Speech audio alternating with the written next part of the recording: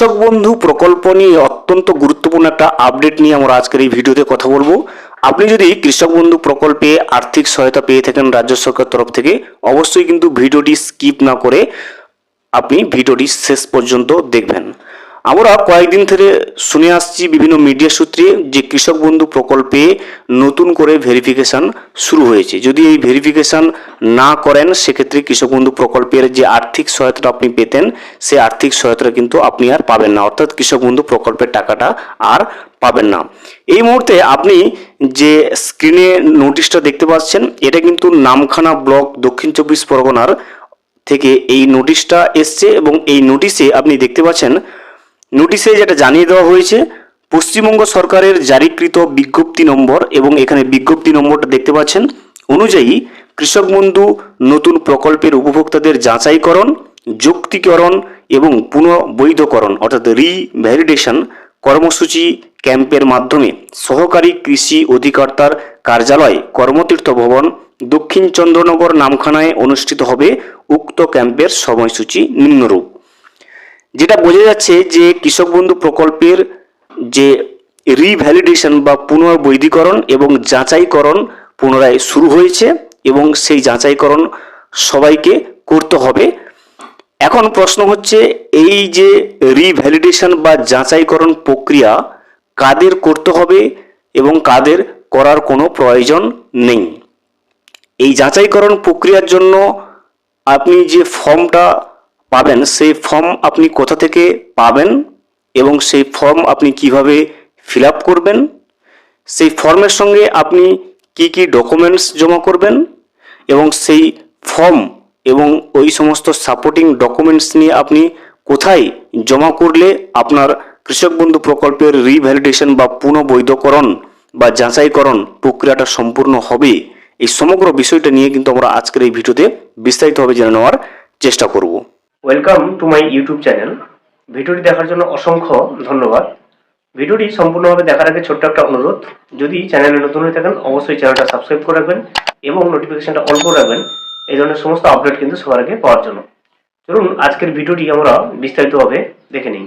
প্রথমেই কিন্তু আমরা এই নোটিশটি ভালো করে পড়ে নেওয়ার চেষ্টা করব। দেখো, প্রথমে লেখা রয়েছে পশ্চিমবঙ্গ সরকার সহ কৃষি অধিকর্তার কার্যালয়, নামখানা ব্লক দক্ষিণ চব্বিশ পরগনা, পিন নম্বর দেওয়া রয়েছে। বিজ্ঞপ্তিটা কি দেওয়া রয়েছে দেখুন, পশ্চিমবঙ্গ সরকারের জারিকৃত বিজ্ঞপ্তি নম্বর এত অনুযায়ী কৃষক বন্ধু নতুন প্রকল্পের উপভোক্তাদের যাচাইকরণ, যৌক্তিকীকরণ, পুনর্বৈধকরণ কর্মসূচি ক্যাম্পের মাধ্যমে সহকারী কৃষি অধিকর্তার কার্যালয় কর্মতীর্থ ভবন দক্ষিণ চন্দ্রনগর নামখানা অনুষ্ঠিত হবে। অর্থাৎ কৃষক বন্ধু প্রকল্পে পুনর্বৈধীকরণ রিভ্যালিডেশন এবং যাচাইকরণ প্রক্রিয়াটা শুরু হচ্ছে এবং সেই প্রক্রিয়াটা হবে দক্ষিণ নামখানা অধিবাসীদের ক্ষেত্রে দক্ষিণ চন্দ্রনগর। আপনি যদি একজন কৃষক বন্ধু প্রকল্পের উপভোক্তা হয়ে থাকেন, আপনিও আপনার স্থানীয় যে বিডিও অফিস রয়েছে সেখানে যোগাযোগ করুন। অবশ্যই সেখান থেকেও আপনি নোটিশ পাবেন যে আপনার স্থানীয় কৃষি অফিস কোথায় রয়েছে, সেখানে কিন্তু আপনাকে এই রিভ্যালিডেশন বা পুনঃবৈধকরণ বা যাচাইকরণের কাজটা কমপ্লিট করতে হবে। দেখুন এখানে তারিখ, সময় এবং যে গ্রাম পঞ্চায়েত যেখানে আপনার ক্যাম্প অনুষ্ঠিত হবে, অনুষ্ঠিত করে আপনাকে এই ফর্মগুলো দেওয়া হবে, সেই সময়গুলো কিন্তু এখানে দেওয়া রয়েছে তালিকা হিসেবে। এবারে নিচে কি দেখা হয়েছে দেখুন, উক্ত ক্যাম্পে নিম্নলিখিত পরিষেবা প্রদান করানো হবে। অর্থাৎ কৃষক বন্ধু নতুন প্রকল্পের উপভোক্তাদের রিভ্যালিডেশনের আবেদনপত্র বিতরণ ও পূরণকৃত আবেদনপত্র গ্রহণ করা হবে। আবেদনপত্রের সঙ্গে নিম্নলিখিত নথিপত্রের স্বপ্রত্যায়িত বা সেলফ অ্যাটেস্টেড ফটোকপি জমা দিতে হবে। দেখতে পাচ্ছেন এই যে ডেট, সময় এবং গ্রাম পঞ্চায়েতের নামগুলো, স্থানের নামগুলো লেখা হয়েছে, এখানে ওই ডেটে এবং ওই নির্দিষ্ট সময়ে আপনার কৃষক বন্ধু প্রকল্পের যে রিভ্যালিডেশন বা পুনঃবৈধকরণ বা যাচাইকরণের যে ফর্ম সেগুলো বিতরণ করা হবে। এই ফর্ম আপনাকে সংগ্রহ করতে হবে এই ডেট অনুযায়ী এবং ওই স্থানে, নির্দিষ্ট স্থানে গিয়ে, এবং ওখানে ফর্মটা আপনাকে ফিল আপ করতে হবে। কিভাবে ফিল আপ করবেন সেটা আমরা পরে আসছি ভিডিওতে। ওই ফর্মটা ফিল আপ করে কি কি আপনি এর সাথে জমা করতে হবে দেখুন, আবেদনকারীর ভোটার পরিচয়পত্র, অর্থাৎ আবেদনকারী যদি সিঙ্গেল হয়ে থাকেন, বিবাহিত না করে থাকেন, তাহলে শুধুমাত্র আবেদনকারীর এপিক কার্ড বা ভোটার কার্ড যদি বিবাহিত হয়ে থাকেন আবেদনকারী এবং তার স্ত্রীর বা স্বামীর দুজনেরই কিন্তু ভোটার কার্ড। আবেদনকারী যদি বিবাহিত হয়ে থাকেন সেক্ষেত্রে আবেদনকারীর স্বামী এবং স্ত্রীর উভয়েরই আধার কার্ড, যদি বিবাহিত না হয়ে থাকেন তাহলে শুধুমাত্র আবেদনকারীর আধার কার্ড, এবং আবেদনকারীর এক ব্যাংক অ্যাকাউন্টের বিবরণ অর্থাৎ পাসবুকের জেরক্স, যদি বিবাহিত হয়ে থাকেন সেক্ষেত্রে উভয়ই অর্থাৎ স্বামী স্ত্রী দুজনেরই ব্যাংক অ্যাকাউন্টের জেরক্স, এবং উপভোক্তার যিনি আবেদন করছেন তার জমির যে আরওআর অর্থাৎ রেকর্ড বা খতিয়ান আমরা যেটাকে বলি, সেই আরওআর বা রেকর্ডের জেরক্সটা কিন্তু আপনাকে আপনার যে স্থানীয় কৃষি অফিস রয়েছে সেই কৃষি অফিসে গিয়ে এই সমস্ত ডকুমেন্টসগুলো নিয়ে এবং তার উপরে আপনার আবেদনকারীর নিজস্ব সিগনেচার করে স্থানীয় কৃষি অফিসে গিয়ে জমা করতে হবে। এবারে আমরা জেনে নেব যে এই যে কৃষক বন্ধু প্রকল্পের রিভ্যালিডেশন বা যাচাইকরণ যেটা শুরু হচ্ছে সেটা কি সবাইকে করতে হবে না কিছু কিছু কৃষককে করতে হবে, অর্থাৎ কাদের করতে হবে না সেই বিষয়টাও কিন্তু বিডিও অফিসের তরফ থেকে ক্লিয়ার করে জানিয়ে দেওয়া হয়েছে। সেই বিষয়টা কিন্তু আমরা এখন জেনে নেব। দেখুন, এটা কিন্তু একজন স্থানীয় বিডিও কৃষি দপ্তর যেটা আমাদের রয়েছে সেই কৃষি দপ্তর থেকে এই মেসেজটা এসছে। দেখুন এখানে কি লেখা রয়েছে, কৃষক বন্ধু ডেটা ভেরিফিকেশনের জন্য কিছু প্রয়োজনীয় নির্দেশাবলী। যারা পিএম কিষাণের টাকা পাচ্ছেন তাদের জন্য নতুন করে কৃষক বন্ধু ভেরিফিকেশনের জন্য আবেদন করতে হবে না। এই ক্যাম্পটি কেবলমাত্র যে সকল কৃষকরা কৃষক বন্ধুর টাকা পান কিন্তু পিএম কিষাণের টাকা পান না সেরকম ব্যক্তিরাই আবেদন করবেন।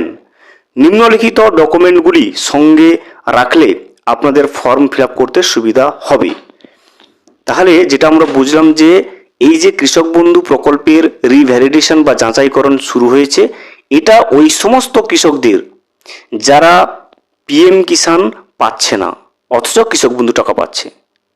যদি আপনি কৃষক বন্ধু প্রকল্পের টাকা পান কিন্তু পিএম কিষাণ প্রকল্পে আপনার নাম নথিভুক্ত নয় বা পিএম কিষাণ প্রকল্পে টাকা পান নাই, সেক্ষেত্রে আপনাকে এই কৃষক বন্ধু প্রকল্পের যাচাইকরণ বা রিভ্যালিডেশনটা করতে হবে। আপনি যদি পিএম কিষাণ এবং কৃষক বন্ধু প্রকল্প দুটো প্রকল্পেরই টাকা পান সেক্ষেত্রে কিন্তু আপনাকে এই যে কৃষক বন্ধু প্রকল্পের রিভ্যালিডেশনের কাজটা শুরু হয়েছে বা যাচাইকরণের কাজটা শুরু হয়েছে আপনার কিন্তু করার কোনো প্রয়োজন নেই। এই রিভ্যালিডেশন ফর্মটা ফিল আপ করার জন্য অবশ্যই আপনার কৃষক বন্ধু আইডি থাকতে হবে, ভোটার লিস্টের সিরিয়াল নম্বর বা ভোটার স্লিপ থাকতে হবে সাথে। ক্যাম্পে নতুন কৃষক বন্ধু প্রকল্পের যে আবেদনপত্র বা পিএম কিষাণের আবেদনপত্র জমা নেওয়া হবে না, প্রত্যেক ব্যক্তিকে তার নিজের ফর্ম নিজেকেই জমা করতে হবে। দেখতে পাচ্ছেন, আপনি যদি এই ফর্ম ফিল আপ করতে চান অবশ্যই আপনাকে নিজেকে ফিল আপ করতে হবে এবং সঙ্গে যে ডকুমেন্টসগুলোর কথা বলা হয়েছে সেই ডকুমেন্টসগুলো কিন্তু আপনাকে নিজস্ব সিগনেচার সহ আপনার স্থানীয় কৃষি অফিসে জমা করতে হবে। আপনি এই যে রিভ্যালিডেশন ফর্মটা কিভাবে ফিল আপ করবেন সে বিষয়ে আমি কিন্তু ভিডিও আই বাটনে দিয়ে রাখবো, সেখান থেকে ক্লিক করলে আপনি সমগ্র বিষয়টা জেনে নিতে পারবেন। আপনাদেরকে আবারও জানিয়ে দেই, এই রিভ্যালিডেশনের ফর্মটা শুধুমাত্র তারাই ফিল আপ করবেন যারা কৃষক বন্ধু টাকা পাচ্ছেন কিন্তু পিএম কিষাণ টাকা পাচ্ছেন না। যদি আপনি কৃষক বন্ধু এবং পিএম কিষাণ উভয় স্কিমের টাকা পান সেক্ষেত্রে এই ফর্ম ফিল আপ করার কোনো প্রয়োজন আপনার নেই।